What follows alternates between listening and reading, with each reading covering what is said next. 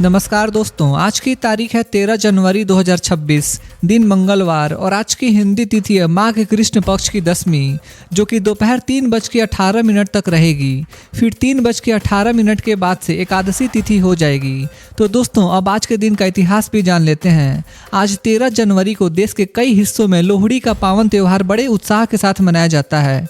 लोहड़ी खासतौर पर पंजाब, हरियाणा और उत्तर भारत में मनाई जाती है।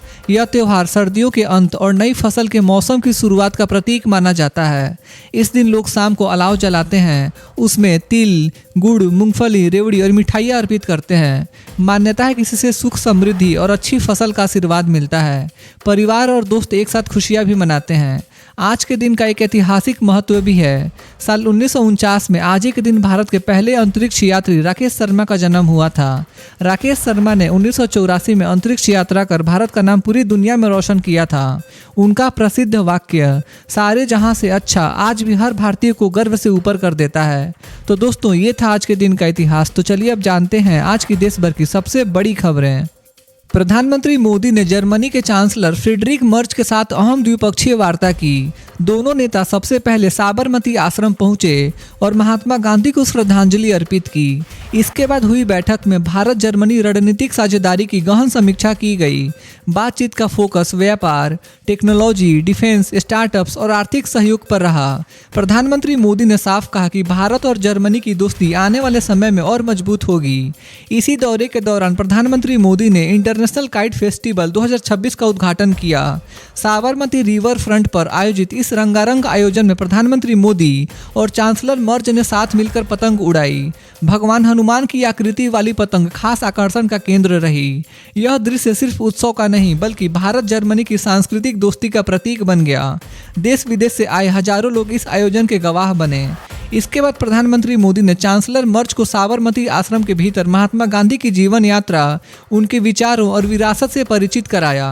पीएम मोदी ने बताया कि गांधी जी के विचार आज भी भारत की लोकतांत्रिक सोच और विकास की दिशा को मार्गदर्शन देते हैं। यह मुलाकात दोनों देशों के साझा मूल्यों को और गहराई देती नजर आई। विकास के मोर्चे पर भी बड़ा कदम उठाया गया।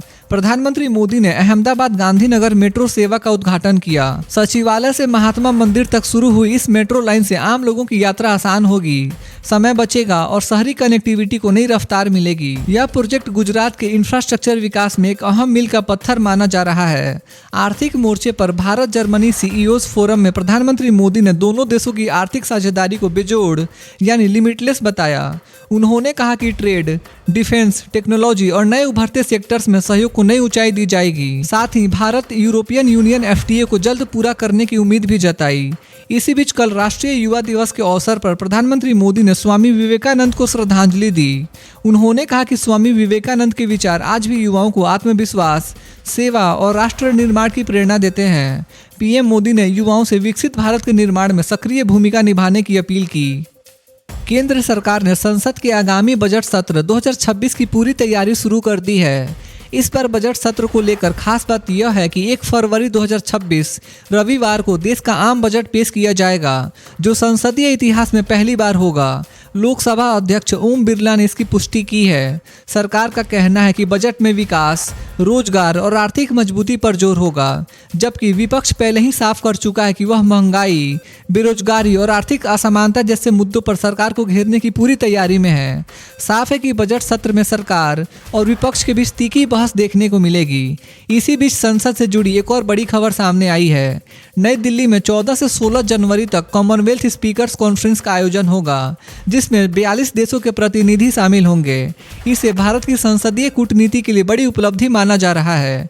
अब रुख करते हैं उत्तर प्रदेश की राजनीति का। वाराणसी में आयोजित एक कार्यक्रम में यूपी के उप मुख्यमंत्री केशव प्रसाद मौर्य ने कांग्रेस और समाजवादी पार्टी पर बड़ा हमला बोला। उन्होंने कहा कि कांग्रेस अब जमीन से कट चुकी है और उसके विरोध प्रदर्शन सिर्फ राजनीतिक दिखावा बनकर रह गए हैं। मौर्य ने दावा किया कि आने वाले चुनावों में भाजपा फिर से मजबूत जनादेश हासिल करेगी।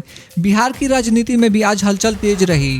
लोक जनशक्ति पार्टी रामविलास के नेता चिराग पासवान ने संकेत दिए कि वे बिहार तक सीमित नहीं रहेंगे, बल्कि पश्चिम बंगाल जैसे राज्यों में भी एनडीए को मजबूत करने की रणनीति पर काम कर रहे हैं। इसे 2026 के चुनाव से पहले एनडीए की बड़ी तैयारी माना जा रहा है। बिहार से जुड़ी एक और सियासी खबर में तेज प्रताप यादव ने राष्ट्रीय राजनीति में सक्रिय भूमिका निभाने का संकेत दिया है। उन्होंने कहा कि उनकी पार्टी आने वाले समय में उत्तर प्रदेश, पश्चिम बंगाल और दिल्ली जैसे राज्यों में अपनी मौजूदगी बढ़ाने पर विचार कर रही है। अब चलते हैं पश्चिम बंगाल की ओर, जहां राजनीति सबसे ज्यादा गर्म रही। प्रवर्तन निदेशालय यानी ईडी ने सुप्रीम कोर्ट में पश्चिम बंगाल सरकार और मुख्यमंत्री ममता बनर्जी के खिलाफ एफआईआर दर्ज कराने की मांग की है। आरोप है कि एक मामले की जांच के दौरान ईडी के काम में बाधा डाली गई। इस पर तृणमूल कांग्रेस ने इसे राजनीतिक बदले की कार्रवाई बताया है, जबकि भाजपा का कहना है कि कानून सभी के लिए समान है। इस मुद्दे ने बंगाल की राजनीति को और तेज कर दिया है। पश्चिम बंगाल में कांग्रेस भी अपनी रणनीति को लेकर सक्रिय हो गई है। पार्टी 17 और 18 जनवरी को अहम बैठक करने जा रही है, जिसमें यह तय किया जाएगा कि आगामी चुनाव में किसके साथ गठबंधन किया जाए। कांग्रेस का यह फैसला राज्य की राजनीति में बड़ा असर डाल सकता है। सोना एक बार फिर महंगा हो गया है। 24 कैरेट सोना करीब 14,200 रुपये प्रति ग्राम के आसपास कारोबार कर रहा है। वहीं 22 कैरेट सोना भी 13,000 रुपये प्रति ग्राम के करीब पहुंच गया है। वैश्विक अनिश्चितता और निवेशकों की सुरक्षित निवेश की मांग के कारण सोने में लगातार तेजी देखी जा रही है। विशेषज्ञों का कहना है कि आने वाले दिनों में सोना और मजबूत हो सकता है। अब बात करते हैं आरबीआई और वित्तीय नीति की, तो बाजार विशेषज्ञों का मानना है कि भारतीय रिजर्व बैंक को आने वाले समय में बाजार में अतिरिक्त नकदी डालने की जरूरत पड़ सकती है।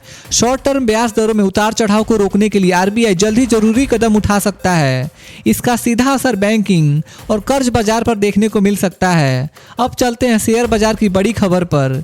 कल शेयर बाजार में मणप्पुरम फाइनेंस के शेयरों में जबरदस्त तेजी देखी गई। कंपनी ने एक बड़ी डील को लेकर फैली अफवाहों का खंडन किया, जिसके बाद निवेशकों का भरोसा लौटा और शेयर करीब 4 से 5% तक चढ़ गया। यह तेजी कमजोर बाजार के बीच एक सकारात्मक संकेत मानी जा रही है। और अंत में बात करते हैं एसबीआई और बाजार के हाल की। कल स्टेट बैंक ऑफ इंडिया के शेयरों में भी मजबूती देखने को मिली। एसबीआई के शेयर करीब 1.5% की बढ़त के साथ बंद हुए। इसके साथ ही सेंसेक्स और निफ्टी भी हरे निशान में नजर आए। बैंकिंग शेयरों में आई इस तेजी से निवेशकों का भरोसा मजबूत हुआ है। नए अमेरिकी राजदूत सर्जियो गौर ने भारत में पदभार संभालते हुए कहा कि भारत और अमेरिका के रिश्ते मजबूत हुए हैं और आगे और मजबूत होंगे। उन्होंने साफ कहा कि यह रिश्ता केवल कूटनीति तक सीमित नहीं है, बल्कि प्रधानमंत्री नरेंद्र मोदी और अमेरिकी राष्ट्रपति डोनाल्ड ट्रंप की आपसी समझ और भरोसे पर टिका है। राजदूत ने बताया कि 13 जनवरी को भारत अमेरिका के बीच व्यापार और तकनीकी सहयोग पर अगली अहम बातचीत होने जा रही है, जिसमें सेमीकंडक्टर, आर्टिफिशियल इंटेलिजेंस और निवेश जैसे मुद्दे शामिल होंगे। अब अगली खबर की बात करें तो हालांकि भारत और यूएस की दोस्ती बनी हुई है, लेकिन व्यापार को लेकर कुछ मतभेद भी सामने आए हैं। अमेरिका की नई टैरिफ नीति और तेल आयात को लेकर दोनों देशों के बीच तनाव की स्थिति देखी जा रही है। विशेषज्ञों का कहना है कि साल 2025 के मुकाबले राजनीतिक और आर्थिक उम्मीदों में थोड़ी गिरावट आई है, लेकिन अमेरिकी राजदूत ने साफ किया कि दोस्त देशों में मतभेद हो सकते हैं, पर इसका मतलब यह नहीं कि रिश्ते कमजोर हो रहे हैं। बातचीत के जरिए समाधान निकालने की कोशिश जारी है। तो दोस्तों, आज के लिए बस इतना ही था।